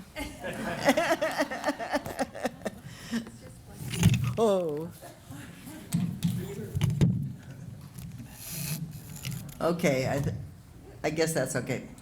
Our next reader is going to be another dear, wonderful friend, Deirdre McNamer, who just came back from smokeless Fort Benton. Oh, lucky her. Which is near her home country, because Dee grew up in Conrad and Cutbank. She's a real, true, multi-generational Montanan, as is Carolyn, and the granddaughter of Montana homesteaders. Dee graduated from the University of Montana with a journalism degree and worked the next 10 years as a daily reporter for the Associated Press and the Missoulian, a really fine journalist. In the mid-1980s, she turned to fiction and received an MFA degree from the U of M. Since then, she has published 4 novels and scores of article stories and essays. A 5th novel goes to the agent this month. Has it gone? It's there. It's there. That's 3 of you. Bill sent his, Peter sent his, and you sent yours. That's pretty, and you've got 2 in New York. That's pretty good production, ladies and gentlemen.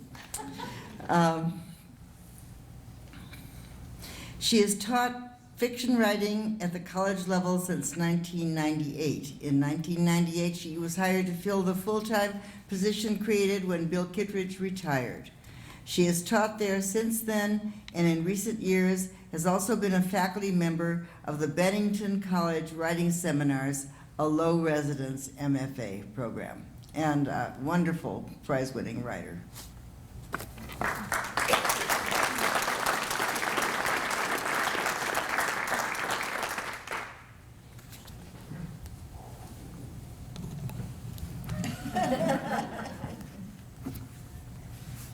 Thank you, Anik, and thank you all for coming. Boy, it's really wonderful to just have this sort of energy happening when everything else just looks and feels like death out there. And just to make you feel a little bit better, Fort Benton was smoky this morning, and Cutbank was, and Great Falls looked like hell. So it's actually a little better here. I'm just going to read a piece that is based in part on one of those great things that happen when you're a journalist that I love the best about it, which was that you get to go talk to people you wouldn't otherwise have an occasion to, or who wouldn't be willing to listen to you if you weren't in that role, perhaps. So this is called Blackfoot Riff. Certain places contain the power of distillation. Whatever happens there survives in fiercer, more permanent colors than what happens elsewhere. The Cutbank High School gym during basketball season, that's one of mine. New York City when I first knew it, that's another. Greece, places of quaking aspens, trains, the Blackfoot River for that 40 miles or so, just east of Clearwater Junction to the Bonner Mill, when you begin to see it from the highway at long and regular intervals. Coming from the broad east side of the state to college in Missoula, the glint of the river meant you were very near. Home and childhood turned small in the rearview mirror, though objects in the mirror are, yes, closer than they appear, and the exhilarating anguish of almost adulthood lay just around that last bend. Here goes, you thought, and the river always signaled back, yes. Once during those years, I took my brother in a very bad state, back through the Blackfoot corridor to the home side. He gripped the dash and rocked and chattered, and I caught sight of the river running blue and clean behind red willows and thought, we'll make it through this. This was in the very early 70s, before Norman Maclean had made his own transcendent connections between Brother Doom and faith and the river. A decade later, during my reporter days, I interviewed Maclean at his cabin at Seeley Lake, on Seeley Lake. He was by then semi-famous, but not movie famous. I think it was the last summer he was able to live at his cabin. Maybe there would be one more. We discussed the world's various pissants. William Hurt and raucous motorboaters topped his list at the moment. And we laughed quite a lot. And then he told me to leave Montana. I could come back, he said, but I needed to go away first. Driving home along the river, I decided he was warning me against provincialism, against becoming too uncurious, too young. Now I think he may also have meant that hope has its locales, and distance from them can help you see where they are. I didn't take his advice to leave, not really, but time is also distance, and I think I see now, a quarter century after the steely day I took my brother home, that any antidote to the sorrow of that day and the sorrow to come resided somehow in the river, the simple flash of a clean blue river behind a line of red willows. Thank you.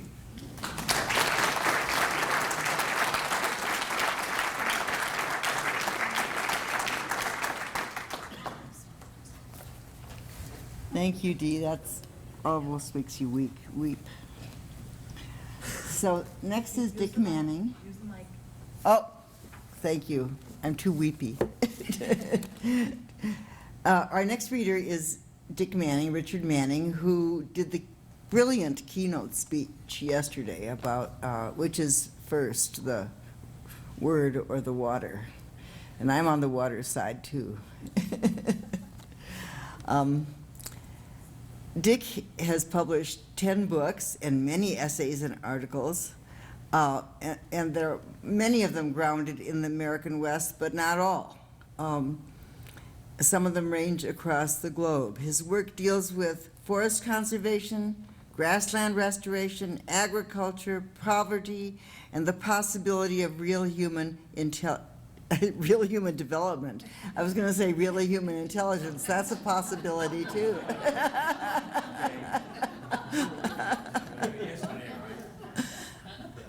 He tackles issues that are urgent, vital, and dire with a sweeping perspective, intelligence, and as critics have noted, a rare sense of humor.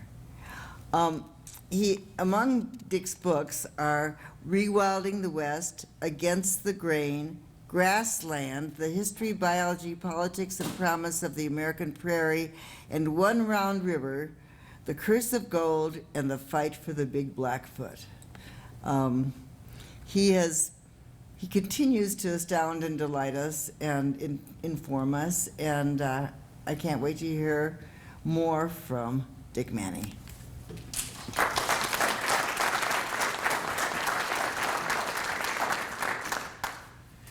Thanks, Honik. It's very kind of you. I'm not going to read too much here today, but it's a pleasure to be here, especially with fiction writers. I'm always envious of fiction writers. I said I'm always envious of people who write fiction, and especially at a moment like this, because I'm up here reading something I wrote 20 years ago as nonfiction. And you're always worried about that, if the ideas will hold up and if it's going to be relevant today. That's the first thing you worry about. The second thing you worry about is it did hold up. And the things you were pissed off about 20 years ago are still problems. And as journalists, you brought these to people's attention hoping they would be solved in some way, or we at least think about that. I'm thinking about this in terms of fire, especially, because there's so many specific references in going back over not only what I've written here, but what everybody else has written, to specific places, and virtually all of them are under fire today. I mean, I talk about the Landers Fork, and here in the Alice Creek fires, burning that. That said, that's not one of the things that pisses me off. We told you 30 years ago this was going to happen. We told you in very specific terms to look for this, that your future would be smoke and it would burn. And I kind of like fire, I still do. I'm sorry for saying that for the people who are evacuated from Seeley Lake, but it's part of the process that's going on. And part of our coming to learn is we did it as journalists 30 years ago saying this is going to happen, and nobody listened to us, and it happened. So fine, we'll learn the hard way. We'll see how that goes now. Well, I'm just a journalist, I'm here to write about it. I'm going to read a very short piece from the piece I wrote some time ago, and it's one of the things that kind of held up in a way and has become amplified over the years. And it was an idea, in this piece, it was a short essay I wrote for this collection, but I also dwelt on it a bit in the book I wrote about gold mining here. And it's an idea I wish I would have made more of at the time, because I think that it's more important than I thought it was at the time. And it's this, and I set this up by talking about Lewis and Clark and coming through right down the Blackfoot. I mean, I literally went out and found the rock cairns that marked their path, and that's what started this piece. Those rock cairns are still there, by the way. Nobody knows they're there. They're not marked in any way, but they're under fire today at the Landers Fork. But if you ever go up the Landers Fork, take some time, you can find the very rocks that mark their path. Their trip came but a few months before our nation would ship boatloads of gold to France to pay for the Louisiana Purchase, of which this grand landscape was a part. When France repaid the United States its debt from World War II, it did so in gold, still in wrappers from the Louisiana Purchase. That gives you some idea of gold's utility. It has been said that Lewis and Clark's adventure had the feel of a prospective real estate buyer sizing up rooms before closing on a deal. And to be sure, that's what it was. It was the opening foray of manifest destiny, that oddly American notion that considered a settled homeland of human cultures unsettled and depopulate, a land for the taking. We camouflage this idea with the term natural resources, but the more accurate and simple word is taking. I've been engaged in this kind of battle for wilderness my whole career, and people talking about wilderness, and this has always been couched in terms of economy versus wilderness, economy versus some idea. And gold mining would seem to fit into that in some way. And the gold mining is this thing of going to digging shit out of the ground and making money on it. That's what people do. But in fact, it's not. It's just an idea. Gold is just an idea, that we hold it to be valuable, and a bunch of rich people decided to be valuable and mark their status, and therefore we trade in that idea. And I was thinking of what modern writer has captured this idea better than any other, and I finally came up with one. About 2 weeks ago, Louise Linton did it.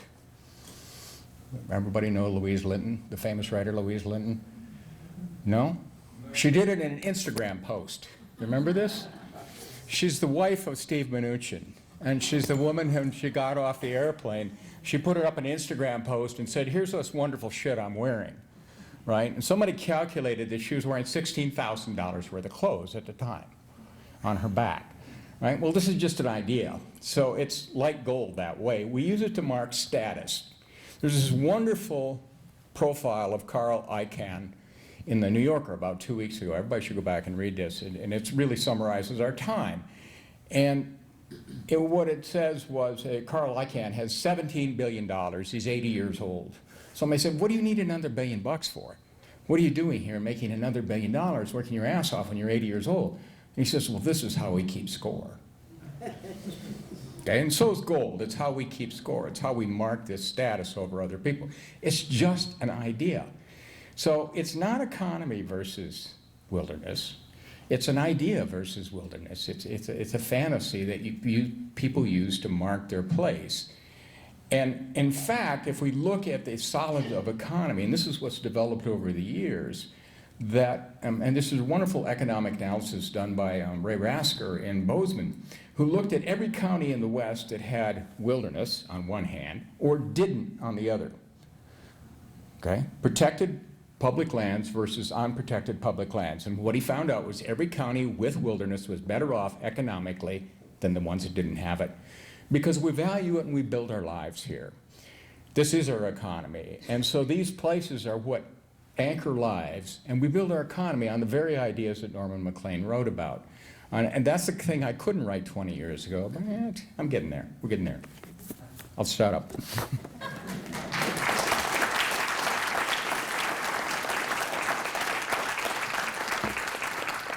One of these days, we can have a conversation about whether wilderness isn't also an idea. But anyway. I'm just going to read a little piece that I wrote and put in this book, and then we'll be having some questions and answers. It's called Sink or Swim. Indian summer, Montana, rivers, you get the picture. Sky blue waters gurgling with trout, freckled cottonwood leaves like a yellow flotilla, kingfishers, rose hips, purple asters. For me, eye-popping, soul-singing joy if that river is the Big Blackfoot a few miles upstream from my house. My story begins on a walk in late afternoon. The air is dry. I'm surprised. Whoa. I think I'm surprised to have my pages stick together. Nope, maybe I'm winded. I'm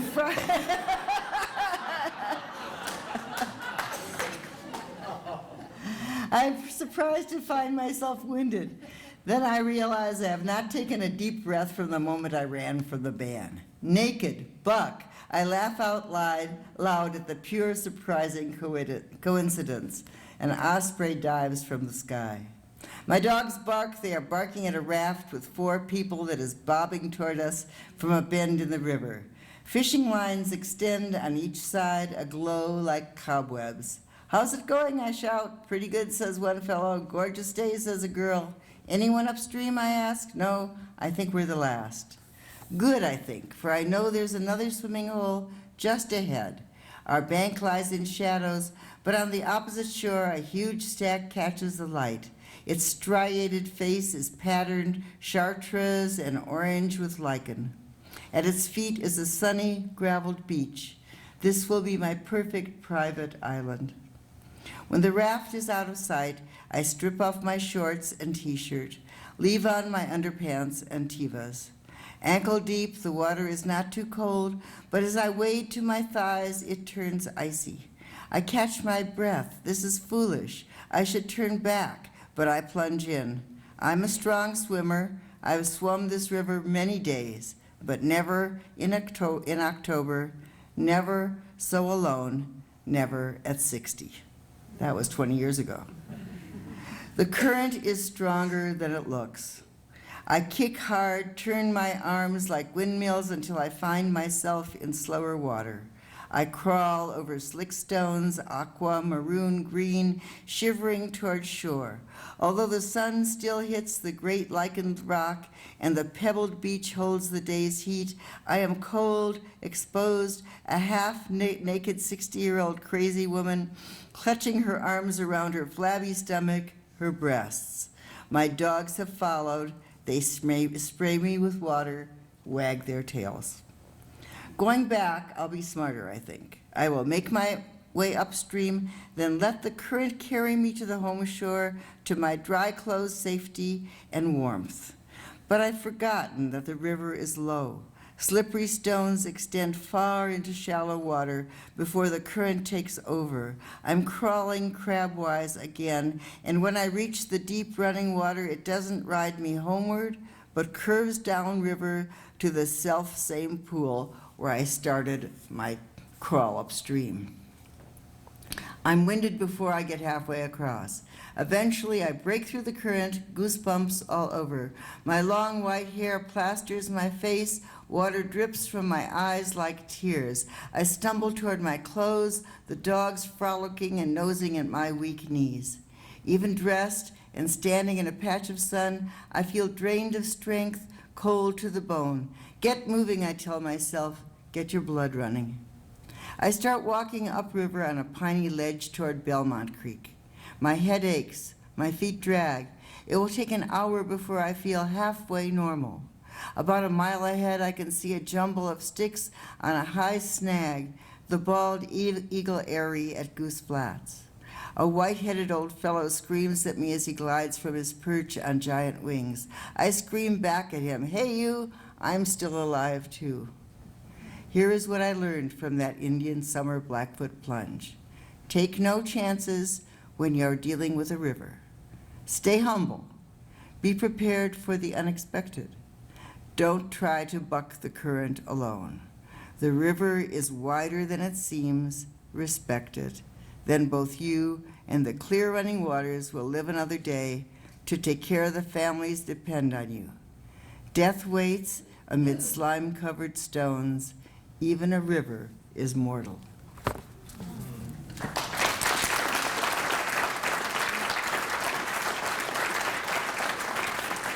Okay, are there any questions? Yes. I have a question for Richard Manning, if I may. All right, Richard Manning, here's the... You came to Sea Lake quite some time ago, and one of the things that you talked about was a big parcel of land, several acres, millions of acres, to go back to prairie. Can you tell us what has happened to that project of yours? I've been thinking about it ever since you came to Sea Lake. So the question was about the restoration of prairie, and I think it's a specific project I talked about, which was a project by the American Prairie Foundation, which is near Malta. Not the foundation, the land itself. And it's generally, it's a big donut of land around the Charles M. Russell Wildlife Area. And the plan was 10 or 15 years ago, people got together and they figured that they'd buy up the ranches there. The ranches actually own a very small part of the land. It's mostly public land that they own grazing leases to. Retire the grazing leases and put bison on. That's happening. And so there was a story in the paper about it, oh God, maybe a month ago, about a big ranch they acquired. It's going a lot slower than people thought it should for a lot of reasons. One, it's hard to raise money. Two, the organization itself is politically naive and has done some really stupid things, to be blunt. But, you know, these things happen, and you learn and you grow with it. The larger issue is restoration of the prairie itself and return to grassland. And I was a whole lot more optimistic about that 15 years ago than I am now, largely because of the Bakken. So really, the big story in prairie restoration and what's happening in grassland, returning to grassland, which is what it wants to be, is that energy development has really trumped it in a lot of areas. So the Bakken has developed the oil fields of North Dakota and some in Montana to a degree. And just to give you one indicator, about the third year into the Bakken or fourth year into the Bakken development, somebody started counting pronghorn antelope population in North Dakota. It was 0. They had lost all of their antelope in a period of about 3 years as a result of that. And so it forecloses on that possibility there, Wyoming, a few other places. So it's a mixed bag. It's pretty interesting what's going on. Thank you. Other questions? Well, the other thing I would say is that makes the Prairie Preserve project even more important if it could succeed. Oh, absolutely, yeah. It's hugely important. I just don't think it's going to happen. It's going to happen in various ways, in really interesting ways. Okay, any other questions? Just to segue out that last comment, Ted Turner was kind of bemoaned when he moved here 20 years ago, and the brucellosis issues and everything else, and what he did taking down fences. Now I think people are appreciating what he did. Mars company owns everything else around the eastern part now. Are those folks being good stewards of the land, or are they, what's your perception of that? Back to me. Or whomever? You want me to account for Ted Turner? His behavior? Yeah, I've been on that ranch and interviewed the ranch managers, stuff like that. And at the time, and this is 15 years ago, maybe the last time I had real contact with them, but at the time they were doing the right things in some interesting ways. Why that's really interesting is it's got a market pull to it, that they're actually figuring out ways to make a buck on this. And the larger picture that's happening without personalities like Ted Turner complicating the issue, and he's crazy. So it does complicate the issue. But the larger thing that's happening is, first of all, market forces are pulling bison development, also grass-fed beef, all over the nation. So that kind of restoration is happening, and happening in places in scale, and far faster than I ever thought it would happen. Are they all good stewards? I have no idea, but some of them are. Yeah, some of them are.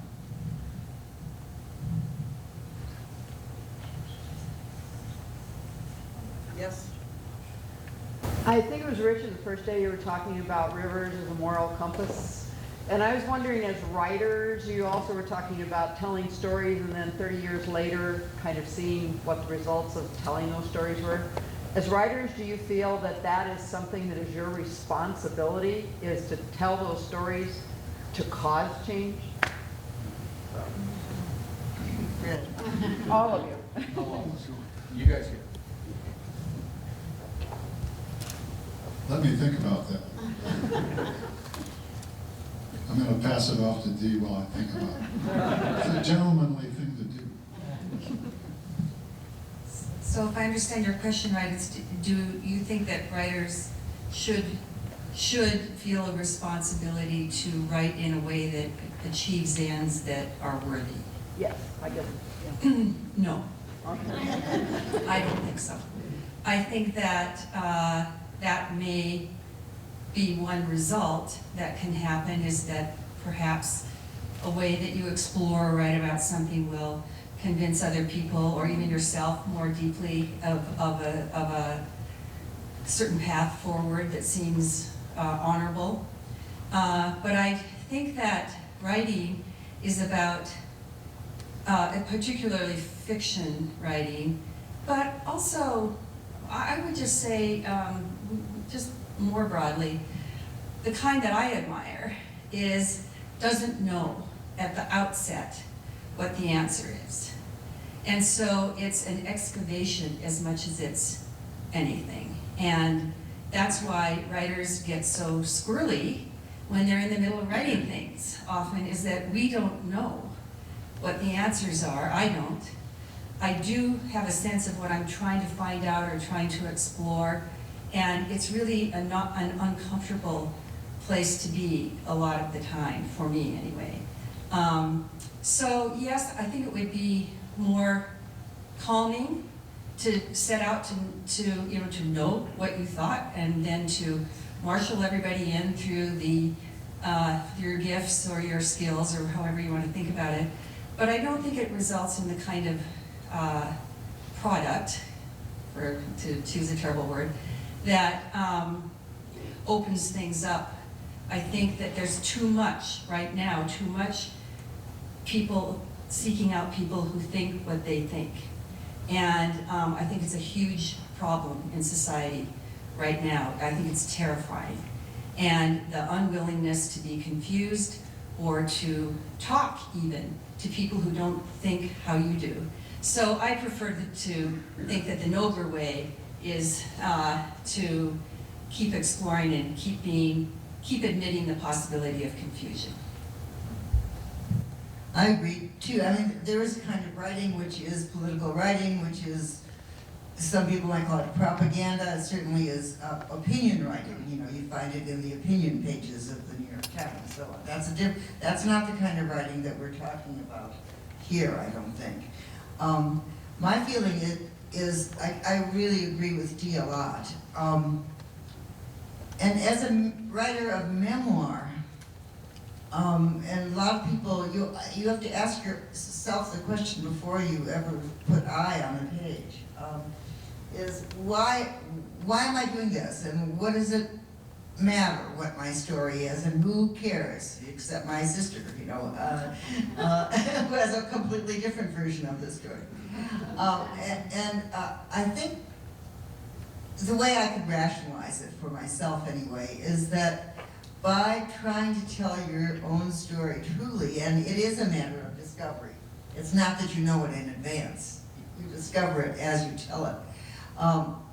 You connect with other people who have similar stories. Or you write something, an incident, an anecdote, an insight that sparks somebody to think, oh yeah, that's like, and sometimes you can help a reader to open their own minds larger than what they had before. I mean, to consider other possibilities and other ways of feeling, and to connect in some kind of broader way. And that's sort of the best I can hope to do. as a memoirist?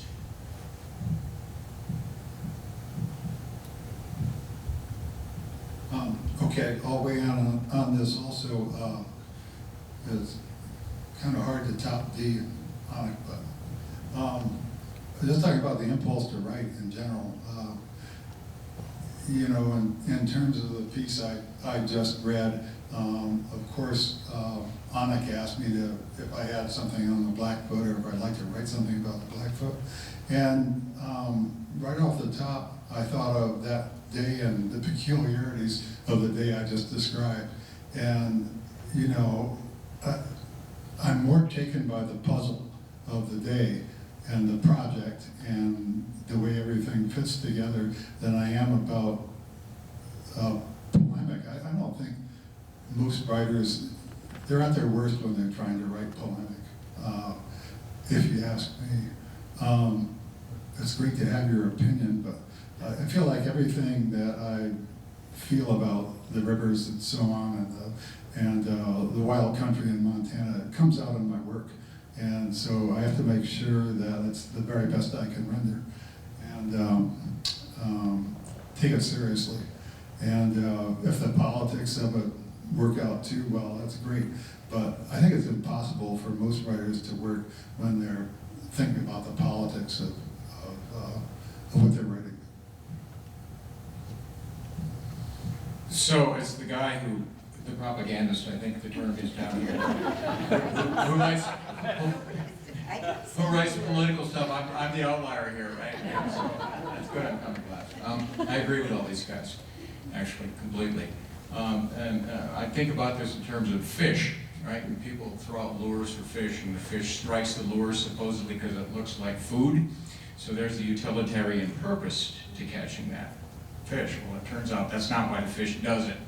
It's an instinctive reaction. Fish doesn't know how to do anything else. That's exactly why we write. We don't know how to do anything else. And we just strike out at that thing that moves, that bright shiny object, because that's all we've ever done. And if I can figure out some other way to get a paycheck, I'd do it. I think that's a great note to end on.